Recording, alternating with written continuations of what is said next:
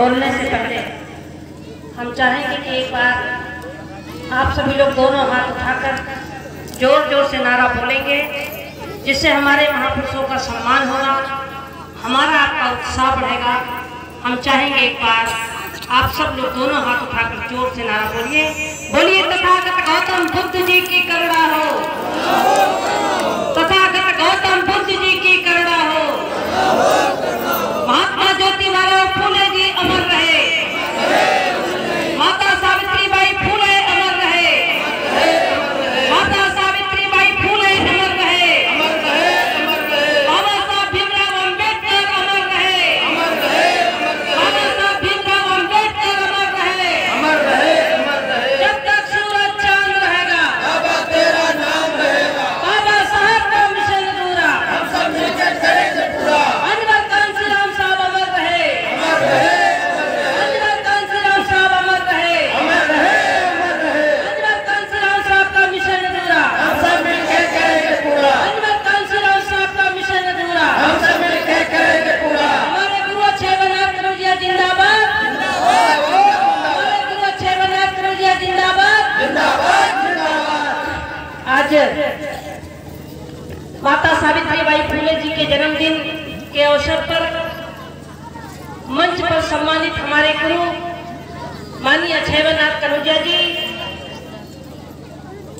इस क्षेत्र के पूर्व विधायक माननीय सुंदरलाल पुरीन जी, इस क्षेत्र के ब्लॉक प्रमुख भैया धीरेन्द्र कुमार ब्रह्मचारी जी, जिनके बारे में मैंने बहुत कुछ सुना है, समाज के लिए हमेशा लड़ाई लड़ते रहते हैं, कार्यक्रम के आयोजन में भी काफी इनका सहयोग भी है, तथा आज के इस कार्यक्रम के आयोजक हमारे बड़े भाई साजन के बड़े भाई हैं, तो ये हमारे बड़े भाई हैं माननीय बलबीर सिंह जी, बलबीर जी,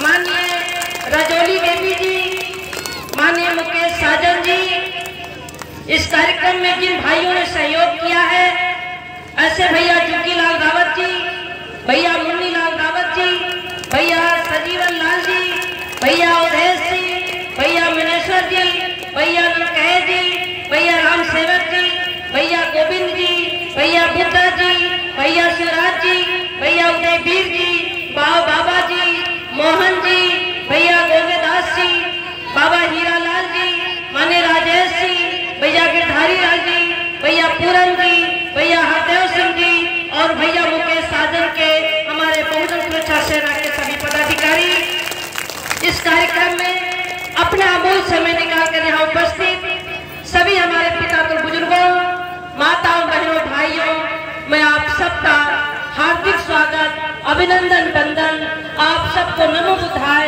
सादर जय भीम करती हूँ।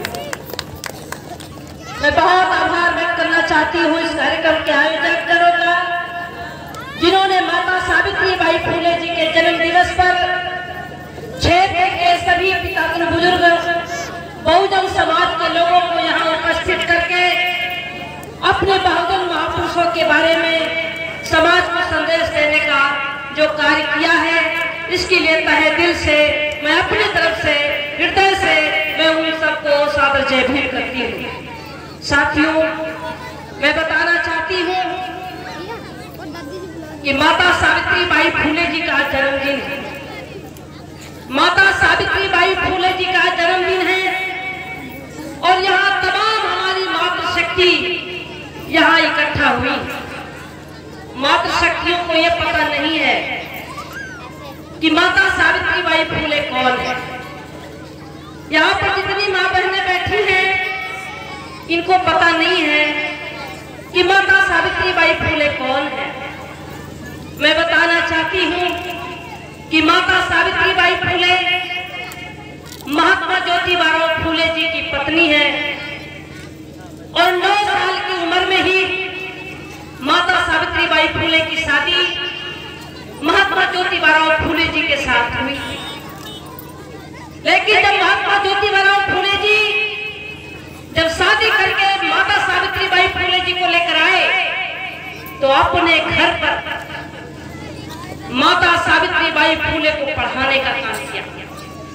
और जब माता सावित्रीबाई फूले पढ़ गई तो माता सावित्रीबाई फूले जी को महात्मा ज्योतिबा फूले जी ने उनसे कहा कि अब आपको हमने शिक्षित किया है और आज से अब आप भारत की सभी महिलाओं को शिक्षित करने की जिम्मेदारी मैं आपको सौंपता हूं। महात्मा ज्योतिबा फूले जी ने माता सावित्रीबाई फूले के सहयोग से आज पूरे भारत में जो हमारी मातृशक्ति, हमारी महिलाएं, हमारी बहनें जो पढ़ लिख करके चाहे वो प्रधानमंत्री बन रही है, चाहे वो मुख्यमंत्री बन रही है, चाहे वो सांसद बन रही है, चाहे वो विधायक बन रही है, चाहे वो ब्लॉक प्रमुख बन रही है, चाहे जिला पंचायत सदस्य बन रही है, चाहे वो प्रधान बन रही है, चाहे वो पंच बन रही है, चाहे वो बीडीसी बन रही है और चाहे वो रजौली में भी क्षेत्र की बीडीसी है। हमारे पिता बुजुर्गों, माताओं, बहनों, भाइयों, अगर माता सावित्रीबाई फूले न होती, बाबा साहब डॉक्टर भीमराव अंबेडकर जी न होते तो हमारी महिलाओं को मान सम्मान नहीं मिलता, उनको शिक्षा का अधिकार नहीं मिलता, महिलाओं को बराबर की जिंदगी जीने का अधिकार नहीं मिलता।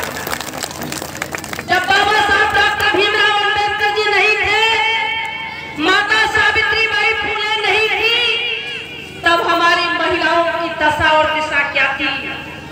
हमारी महिलाओं को गुलाम बना करके रखा जाता था, महिलाओं को शिक्षा नहीं देने दिया जाता था, महिलाओं को पढ़ने लिखने का अधिकार नहीं था, महिलाओं को पंच, प्रधान, जिला पंचायत, बीडीसी चुनाव लड़ने का अधिकार नहीं था। और महिला ही नहीं, ये जितने आप पुरुष भाई बैठे हैं, वो चाहे पिछड़ी जाति के लोग हों, चाहे वो अनुसूचित जाति के लोग हों, चाहे वो मुस्लिम समाज के लोग हों और चाहे वो सामान्य वर्ग के लोग क्यों ना हो, आज जो भी हमारे लोग, आज हमारा जो बहुजन समाज, खासकर जो बहुजन समाज है, आज अगर उनको शिक्षा का अधिकार मिला है, और यही नहीं, अगर इंदिरा गांधी इस देश में पड़ी है तो भी माता सावित्रीबाई फूले की देन है, माता सावित्रीबाई फूले की देन है। साथियों, लेकिन हमारे घरों में माता सावित्रीबाई फूले का फोटो नहीं पाएंगे। किसी के घरों में पिछड़ी जात, जनजात, मुस्लिम समाज, आदिवासी समाज के घरों में माता सावित्रीबाई फूले का फोटो नहीं मिलेगा। किसका फोटो मिलता है? सरस्वती माता का फोटो मिलता है। और वो सरस्वती माता ने हमें ज्ञान नहीं दिया। जब सरस्वती माता ने हमें ज्ञान नहीं दिया तो उनको क्यों अपने घर में फोटो लगाया जाता? अगर ज्ञान किसी ने दिया है, अगर बहुजन समाज की ज्ञान की देवी कोई है तो माता सावित्रीबाई फूले है। वो हमारा इतिहास है, वो हमारा इतिहास है, लेकिन हमारे इतिहास को छिपा दिया गया। जिन्होंने शिक्षा का दरवाजा खोला, जिन्होंने आपको बराबरी पर लाने का, बराबर का अधिकार दिया, उनका नाम की चर्चा नहीं है, उनके बारे में नहीं बताया जाता। बताया उनको जाता जिन्होंने सदियों से हमको शिक्षा से वंचित कर दिया गया, गुलाम बनाया गया, महिलाओं को सदियों से गुलाम बना के रखा गया। उनको घर से बाहर निकलने का अधिकार नहीं था, उनको पढ़ने लिखने का अधिकार नहीं था, उनको नौकरी करने का अधिकार नहीं था, उनको चुनाव लड़ने का अधिकार नहीं था जब उनका समय था। लेकिन जब माता सावित्रीबाई फूले भारत में आई और उन्होंने शिक्षा का द्वार खोला, और जब बाबा साहब डॉक्टर भीमराव अंबेडकर जी को भारत का संविधान बनाने का मौका मिला तो पूरे भारत के महिलाओं को शिक्षा का द्वार खोलकर उनको बराबरी पर लाने का काम किया। साथियों, हमारी मातृशक्ति, हमारे भाई अपने इतिहास को नहीं जानते, अपने देवी को नहीं जानते, अपने भगवान को नहीं जानते, जिन्होंने हमको दिया है उनको नहीं जानते, वो देवी है। और जिन्होंने हमको दिया है बाबा साहब डॉक्टर भीमराव अंबेडकर, उनको भी नहीं जानते, ये उनको भी नहीं जानते। वो किनको जानते हैं?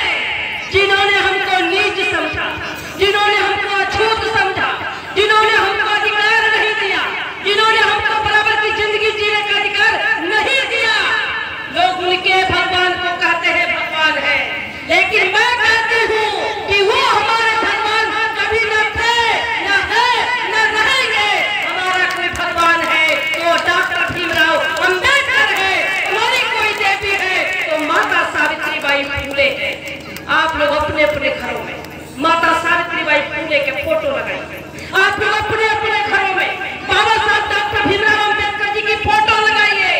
और जब आप फोटो लगाएंगे तो उसके बारे में आपके बच्चे भी जानेंगे, अपना इतिहास भी आपको जानना होगा। मैं तो आज बहुत शुक्रगुजार हूँ इस कार्यक्रम के आयोजकों का, जो बाबा साहब की इतनी ऊंची प्रतिमा लगाएंगे। बाबा साहब ने अपने पैसे से, अपने सहयोग से, मैंने उसको नाम पढ़ा है अभी, वहां पर किन भाइयों ने इसी गांव के, जिनको कमजोर समझते थे, जिनको नीच समझते थे, जिनको अछूत समझते थे, बाबा साहब से नफरत करते थे, उन भाइयों ने अपनी बहादुरी के साथ, हिम्मत के साथ, अपने पैसे से, अपने सहयोग से इतनी ऊंची प्रतिमा लगा दिया है कि किसी का घर भी इतना होता। लोग चढ़ने में भी सोच रहे थे, अभी देख रहे थे लोग जिस भी रास्ते से निकलेंगे तो बाबा साहब का प्रतिमा अंगुली उठाए हुए जब लोग देखेंगे तो लोग कहेंगे यहाँ पर अम्बेडकर वाले लोग, यहाँ बाबा साहब डॉक्टर भीमराव अम्बेडकर की कारनामाई। और ये कार्यक्रम अगर हुआ है तो ये डॉक्टर भीमराव अम्बेडकर जी के मानने वाले लोगों ने ही आज ये कार्यक्रम किया है। मैं देख रही हूँ, मैं सबको देख रही हूँ, तालियां बज रही है, हाथ उठ रहा है, अम्बेडकर पार्क है, बाबा साहब की प्रतिमा है और माता सावित्रीबाई फूले जी आज जन्मदिन मना रहे हैं। वो जन्मदिन कौन मनाएगा? वो भारत का बहुजन समाज मनाएगा। आज जिन लोगों ने समझा है कि हमारी माँ का जन्मदिन है, हमारी माँ का जन्मदिन है, हम अपनी माँ का भी जन्मदिन मनाएंगे, अपनी मातृशक्ति को बुलाएंगे, अपनी बहनों को बुलाएंगे, अपनी बेटियों को बुलाएंगे, अपने भाइयों को बुलाएंगे, हम आयोजन करेंगे, उनके बारे में बताएंगे, समाज को जगाएंगे और उनके नाम पर हमें कर्जा लेना पड़ा तो लेंगे, लेकिन उनको भोजन भी हम कराने का काम करेंगे। ये बहुत बड़ा काम किया है जिन भाइयों ने सहयोग किया है इस कार्यक्रम के आयोजन में मैं तहे दिल से उन भाइयों का मैं बहुत आभार व्यक्त करना चाहती हूँ। और साथियों, हमारा भारत का बहुजन, अब आप जागो, आप जागो, समय आ गया है। अगर नहीं जगे तो हमारे आंखों के सामने हमारा सब कुछ छीना जा रहा है, हमारा सब कुछ छीना जा रहा है। मुझे कहने में कोई गुरेज नहीं, ये भारत का बहुजन समाज के लिए जो संविधान में अधिकार है, जो कानून है, उस कानून को बहुत बारीकी से समाप्त किया जा रहा है। लोगों को पता नहीं है, हमारे लोगों को पता नहीं है। साथियों, मैं बताना चाहती हूँ कि बाबा साहब डॉक्टर भीमराव अम्बेडकर जी भारत के संविधान में आपको वोट का अधिकार दिया था और उस वोट को आप अपने बेटी बहन की इज्जत के बराबर उस वोट को समझो, उस वोट को अपनी बेटी बहन की इज्जत के बराबर उस वोट को समझो। और यदि नहीं समझते हो तो उसी का दशा है कि आज हमारे भारत के बहुजन समाज का अधिकार बहुत बारीकी से समाप्त किया जा रहा है। जब इलेक्शन आता है तो इलेक्शन के मौके पर कच्चा दारू कच्चा वोट, पक्का दारू पक्का वोट, मुर्गा दारू खुला वोट। कई दिन तक, कितने दिन तक के लिए? जब तक वोट नहीं पड़ जाता तब तक। और जिस दिन से वोट पड़ जाता है उस दिन से कोई आपको पूछने नहीं जाता, कोई आपका दुख नहीं करता, कोई आपका दर्द नहीं समझता, कोई आपकी समस्या नहीं सुनता। दरवाजे पर जाने पर जानवर के तरीके से वो भगा देते, सम्मान नहीं करते। ये कह करके ये कमजोर है, ये लाचार है, ये गरीब है। साथियों, आपकी वोट की बदौलत तो चुनाव जीतते हैं। चाहे वो पंच का चुनाव हो तो आप अपना वोट देकर पंच बनाते हो, प्रधानी का चुनाव होता है तो आप अपना वोट देकर प्रधान बनाते हो, जिला पंचायत का चुनाव होता है आप अपना वोट देकर जिला पंचायत सदस्य बनाते हो, विधायक का चुनाव होता है आप अपना वोट देकर विधायक बनाते हो, सांसद का चुनाव होता है आप अपना वोट देकर उनको सांसद बनाते हो। जब जनता से जीत कर जाते हैं विधायक को मुख्यमंत्री बनाते हैं, जनता से जीत करके जाते हैं तब वो सांसद बनाते हैं, यानी पंच से लेकर प्रधानमंत्री और राष्ट्रपति तक बनाने का काम आप करते हैं। यह आपका अधिकार है। यह अधिकार किसने दिया? यह अधिकार किसने दिया? यह अधिकार बाबा साहब डॉक्टर भीमराव अम्बेडकर जी ने भारत के संविधान में आपको दिया। क्या भारत के बहुजन समाज के लोग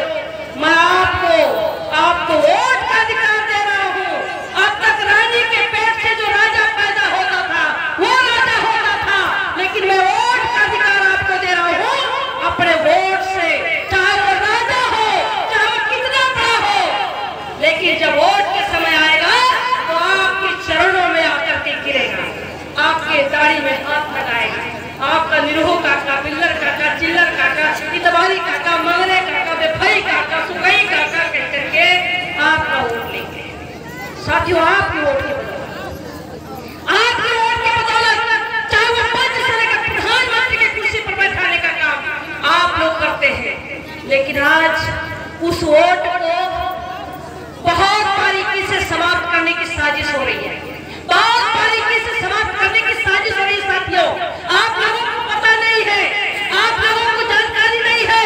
मैं आप लोगों को बताना चाहती हूँ कि आरएसएस की सरकार इसको एक खत्म करना चाहती है। अभी आप लोगों ने सुना होगा कि एक कानून लाने जा रहे हैं कि जो कक्षा 8 पास होगा वही पिछड़ी जात जनजात के लोग, अनुसूचित जात के लोग वोट देंगे। आप लोगों ने सुना होगा कक्षा 8 पास होंगे वो वोट दे सकते हैं। साथियों, कक्षा 8 बाबा साहब डॉक्टर भीमराव अंबेडकर जी भारत के संविधान में आप लोग उस समय वोट का अधिकार दिया था। उस समय जब लिखा था स्त्री सूत्रों विद्या नाध्यता, स्त्री सूत्रों को शिक्षा देना, ज्ञान देना नहीं चाहिए, उस समय हमारे लोग पढ़े लिखे लोग नहीं हुआ करते थे। बाबा साहब ने कहा कि जो लोग पढ़े लिखे नहीं है अपने परिवार को चला सकते हैं, समाज को चला सकते हैं, गांव को चला सकते हैं, गांव में काम कर सकते हैं, उन लोगों को भी वो चुनाव लड़ने का अधिकार देते। आज जो लोग बीडीसी बन जाती है, हमारी माता जी अभी बैठी थी, वो पढ़ी लिखी भले न हो लेकिन वो बीडीसी बन गई।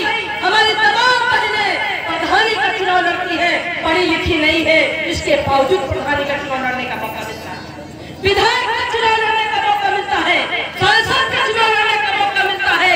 राबड़ी देवी बिहार की मुख्यमंत्री थी, अंगूठा टेक थी, लेकिन बिहार की मुख्यमंत्री बन गई।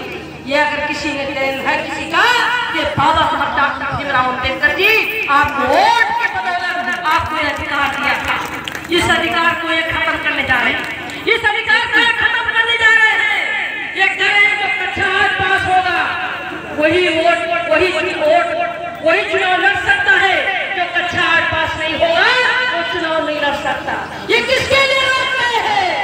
ये गोरी चमार पासी खटी धोबी आरक्षित सीट पर जो पिछड़ी जाति के लोग हैं, अनुसूचित जाति के लोग हैं, मुस्लिम समाज के लोग हैं, जो आरक्षण के तहत आते हैं, ये उनको प्रतिबंधित करने का काम एक साजिश के तहत हो रहा है। साथियों, दूसरा ये फिर एक कानून लाने जा रहे हैं कि जिनके दो बच्चे से 3 बच्चे होंगे वो चुनाव नहीं लड़ सकते। एक कानून लाने जा रहे हैं, ये मैं अपने मत से नहीं कहती हूँ, आप लोगों ने सुना होगा कि जिनके 2 बच्चे से 3 बच्चे होंगे वो चुनाव नहीं लड़ सकते। अरे साथियों, कोरी चमार पासी खटी गोभी कुर्मी अहिर सोनाल लोहार कहान निसार कालू तलवार और मुसलमान समाज में बहुत लोग के 2 बच्चे कहते, 2 बच्चे को बच्चे नहीं करते, सबके 3-3 4-4 बच्चे हैं। ये साजिश हो रही है, ये साजिश हो रही है हमारे लोगों को चुनाव लड़ने से वंचित करने के लिए। तीसरा कानून और लाने जा रहे हैं कि जो कक्षा 5 पास होगा वो वोट दे सकता है, जो कक्षा 5 पास नहीं होगा वोट नहीं दे सकता। साथियों, कक्षा 5 पास कौन नहीं है? आज यहाँ तमाम हमारी मातृशक्ति बैठी है, ये तमाम हमारे भाई बैठे हैं, ये बहुत लोग पढ़े लिखे नहीं है। अगर ये पढ़े लिखे लोग नहीं है, अगर इन्हें वोट से वंचित कर दिया जाएगा, आज वोट का अधिकार है तो सम्मान नहीं है। अगर ये वोट का अधिकार खत्म हो जाएगा तो कोई पूछेगा? कोई पूछेगा? कोई नहीं पूछेगा। ये आज हमारे लोगों को इस साजिश के तहत ये वोट का अधिकार खत्म किया जा रहा है। साथियों, यही नहीं, हमारे जो बहुजन समाज के लिए बाबा साहब डॉक्टर भीमराव अम्बेडकर जी ने आपको जमीन की व्यवस्था दिया था। जो पट्टी की जमीन हुआ करती थी, उस पट्टी की जमीन पर लोग अपना घर बनाते थे, अपना खेती करते थे। अब वो जमीन वो पुनः वापस ली जा रही है, पुनः वो जमींदारी प्रथा भी कानून लाने जा रहे हैं, और पुनः वो जमींदारी प्रथा वो पुनः भी वापस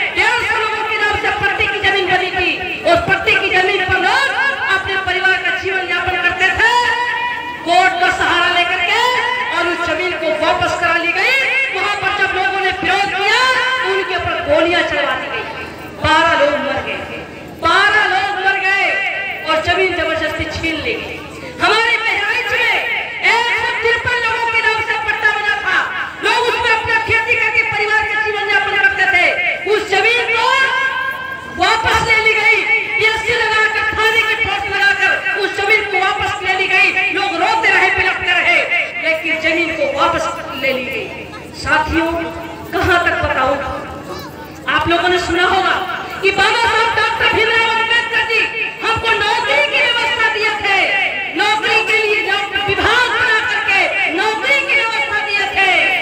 अब वो नौकरी भी खत्म कर दी गई, अब वो प्राइवेट सेक्टर कर दिया गया, सारा भारत के विभाग खत्म कर दिया गया, सारा भारत के विभाग, रेल विभाग प्राइवेट हो गया, बिजली विभाग प्राइवेट हो गया, शिक्षा विभाग प्राइवेट हो गया, स्वास्थ्य विभाग प्राइवेट हो गया, सारा विभाग प्राइवेट कर दिया गया। और प्राइवेट में आरक्षण की व्यवस्था नहीं दिया गया, हमारे लोगों को नौकरी से वंचित कर दिया गया, हमारे लोगों को नौकरी से वंचित किया जा रहा है। साथियों, यही नहीं, आप लोगों को सुनने को देखने को मिला होगा, जब भारत में धारा 370 आया तो हमारे लोग नहीं समझ पाए और खूब खुशी मनाए। जब नागरिक बिल आई तो लोगों को पता नहीं था कि नागरिक बिल क्या है, लेकिन मुस्लिम समाज के लोग अपनी आजादी की लड़ाई लड़ने के लिए पूरे भारत में आंदोलन कर दिया कि नागरिक बिल वापस ली जाए, ये कानून नहीं चाहिए, पूरा भारत चलने लगा। साथियों, नागरिक बिल लोग नहीं समझते हैं। नागरिक बिल के मतलब होता है कि जब कल आपसे 1947 के पहले का आपसे प्रमाण पत्र मांगा जाएगा कि आजादी के पहले का आप प्रमाण पत्र दिखाइए, तो आपके पास क्या प्रमाण है? क्या प्रमाण है आपके पास? आपके पास खेती नहीं है, हमारे लोग पढ़े लिखे नहीं है, हमारे लोगों के पास रोजगार नहीं है, हमारे लोगों के पास कोई धंधा नहीं है, हमारे लोगों के पास कोई बिजनेस नहीं है। कल आपसे प्रमाण पत्र मांगा जाएगा, आप कहां से दे देंगे? हमारे लोग रोड के किनारे, तालाब के किनारे, खलिहान के किनारे, ग्राम समाज की जमीन पर, आबादी की जमीन पर झुग्गी झोपड़ी डाल करके, पहाड़ के किनारे, जंगल के किनारे, नदी के किनारे, गंदे नालों के किनारे झुग्गी झोपड़ी डालकर 2 जून की रोटी चलाने के लिए मजबूर है। कल आपसे प्रमाण पत्र मांगा जाएगा, कहां से देंगे? और जब नहीं दे पाओगे तब कहना आप लोग भागो यहाँ से, भागो यहाँ से। साथियों, आपको जागना हो, अपने अधिकार के प्रति आपको जागना हो। अपने अधिकार के प्रति अगर आप नहीं जागे तो हमारा भारत के बहुजन समाज का जो अधिकार है वो बहुत बारीकी से समाप्त किया जाएगा। हमारी व्यवस्था को बहुत बारीकी से समाप्त किया जा रहा है।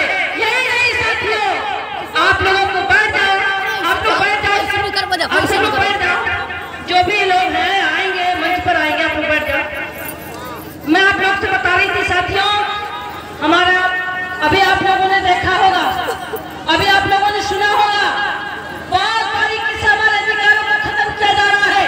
धारा 370 खत्म किया गया और नागरिक बिल लाई गई और पिछड़ी जातियों के लिए जो आरक्षण की व्यवस्था थी, सुप्रीम कोर्ट का सहारा लेकर के कहा गया, सुप्रीम कोर्ट का सहारा लेकर के कहा गया कि आप पिछड़ी जातियों के आरक्षण का कोई मौलिक अधिकार नहीं, वो भी बहुत बारीकी से समाप्त कर दिया गया। अनुसूचित जाति का आरक्षण बहुत बारीकी से समाप्त कर दिया गया। साथियों, आज किसान बिल को लेकर के आप लोग को सुनने को मिल रहा होगा कि आज पूरे भारत का किसान वो चिल्ला रहा है कि कृषि कानून जो लाई गई है, ये कृषि के कानून हमें नहीं चाहिए, ये हमारी आजादी चाहिए, हम ये कानून को नहीं चाहते। हम अगर फसल बोते हैं तो फसल को बेचने का भी अधिकार हमें है, लेकिन किसानों की बात को नहीं मानी जा रही है। हमारे किसान समाज के लोग, पूरे भारत के किसान इतनी ठंडी में महिला पुरुष आज दिल्ली के बॉर्डर पर धरना प्रदर्शन कर रहे हैं, लेकिन सरकार को क्यों नहीं रोक रहा है? तमाम लोग मौत के घाट उतर गए, मर गए और सरकार का जरा से भी सोच नहीं है, केवल बैठक बुला रही है, 4-4 दिन का 10-10 दिन का बैठक बुला रही है, कोई निर्णय नहीं हो रहा है। ये भारत के लोगों का जो अधिकार है, जो संविधान में व्यवस्था है, उस व्यवस्था को बहुत बारीकी से समाप्त किया जा रहा है। आज साथियों जागो, साथियों जागो, हमारा संविधान खतरे में है। संविधान में जो कानून है, अगर किसी के साथ अत्याचार करता है, अन्याय करता है, शोषण करता है, आप भाग के थाने पे जाते हो, मुकदमा लिखवाने के लिए जाते हो, अगर वो अगर कानून न होगा तो आपकी कोई सुरक्षा करेगा क्या? अब उस कानून को भी खत्म किया जा रहा है, उस कानून को भी खत्म किया जा रहा है। और जब वो कानून खत्म हो जाएगा तो भारत के बहुजन समाज का अधिकार खत्म हो जाएगा। आज भारत का बहुजन समाज का जो अधिकार है, अगर भारत का बहुजन समाज का अधिकार है तो भारत का संविधान है, और संविधान को आप लोगों को बचाना है। संविधान के लिए आपको जागरूक होना होगा। अगर आप लोग अपने अधिकार के प्रति जागरूक नहीं रहे तो आपके आंखों के सामने सब कुछ बहुत बारीकी से समाप्त किया जा रहा है। जिसको लेकर के, इसी विषय को लेकर के, इसी बात को लेकर के जब मैंने देखा लोकसभा के अंदर, जब मैंने देखा कि हमारे संविधान, हमारे कानून को खत्म किया जा रहा है और हमारे आंखों के सामने खत्म किया जा रहा है, मैंने लोकसभा में मोदी से सीधा जंग लड़ लिया। मैंने मोदी से कहा, मोदी जी, भारत के संविधान को लागू करो वरना कुर्सी खाली करो। मैंने लोकसभा में आवाज उठाया। साथियों, एक छोटा सा पद, प्रधान का पद होता है, अगर कहा जाए इस्तीफा दे दो, लोग इस्तीफा नहीं देंगे। एक छोटी सी नौकरी के लिए कहा जाए इस्तीफा दे दो, नहीं देंगे। लेकिन मैंने अपना सांसद पद छोड़ दिया। आप लोगों ने सुना है, आप लोगों ने सुना होगा, मैंने सांसद पद छोड़ दिया। मैं सांसद थी, मुझे लाखों रुपए तनख्वाह मिलता था, लाखों रुपए महीने तनख्वाह मिलता था। हमको जहाज का टिकट मिलता था पूरे भारत में घूमने के लिए। हमको बहुत सारी व्यवस्थाएं थी, बहुत सारी व्यवस्थाएं मिलती थी।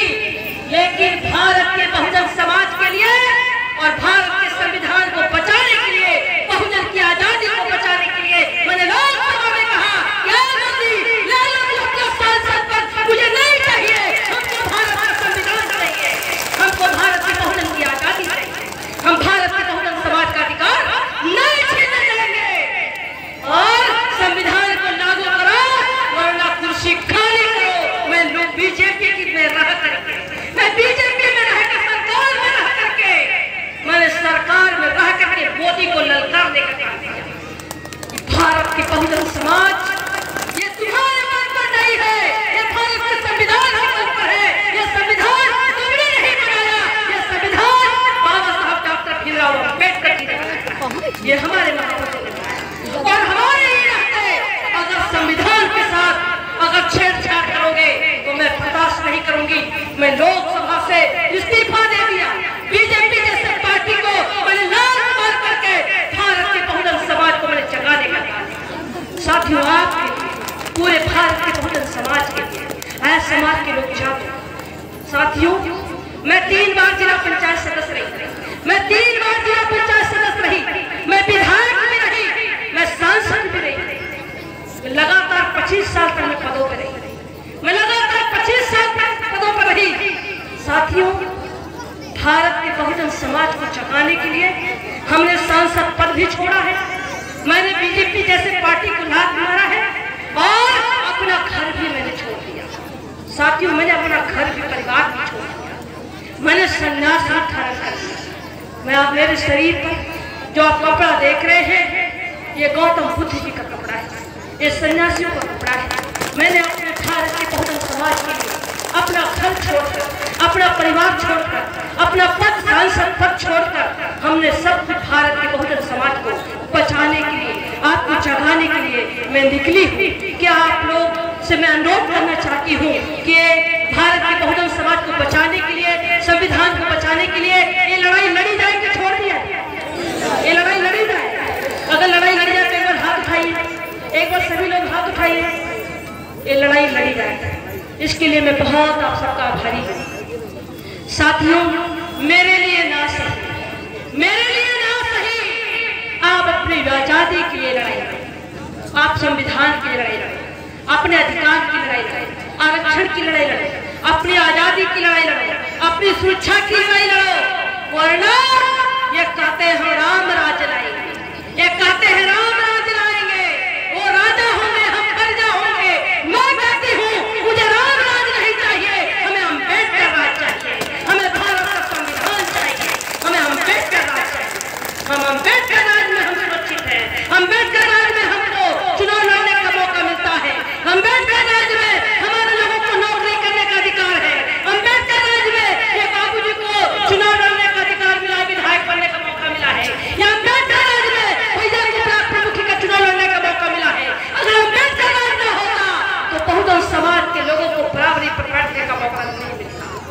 साथियों, ये बाबा साहब डॉक्टर भीमराव अम्बेडकर जी ये महिलाओं के लिए हिंदू कोड बिल पास कराने के लिए उन्होंने मंत्री पद से इस्तीफा दे दिया।